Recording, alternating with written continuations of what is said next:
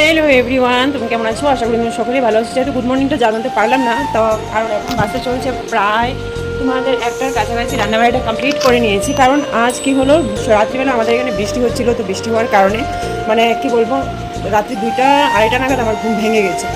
তারপর ঘুম ভাঙার কারণ হলো বৃষ্টি, মানে আকাশ গর্জিত হচ্ছিলো, তো তার জন্য ঘুম ভেঙে গেছে, কারেন্টও চলে গিয়েছিলো। আর এখন এই টাইমে সকাল থেকে একটু ভালো ছিল, আবার বৃষ্টি অন্ধকার করে আনছিল। আমাদের দেখাচ্ছি সবটাই না করছি, সবটাই শেয়ার করবো তোমাদের। আর সকালে উঠে না মুখে একটু ক্রিম লাগিয়ে, তোমাদের স্নানের পরে একটু ক্রিম লাগিয়ে, ময়শ্চারাইজার লাগিয়ে তারপরে গিয়েছিলাম রান্না করতে। পুজো দিতে দিতে প্রায় বেজে গেছে 10:30টার কাছাকাছি। হ্যাঁ, 10:30টার কাছাকাছি। এরপর একটু চা খেয়ে তারপর রান্নাবাড়িটা কমপ্লিট করে নিয়েছি। কী কী রান্না করলাম সবটাই দেখাচ্ছি। এই চলে আসলো বৃষ্টি, দেখো অবস্থা।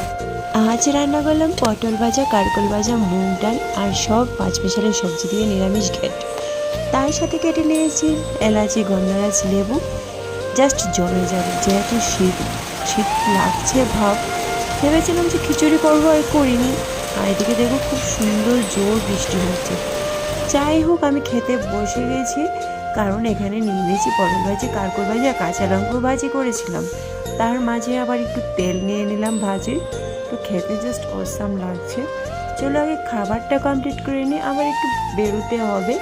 আর লাইক, কমেন্ট, শেয়ার করতে ভুলবে না, চ্যানেলটাকে ফলো করে পাশে থাকবে। চলো খাবারটা খেয়ে বেরিয়ে যাবো মার্কেটে।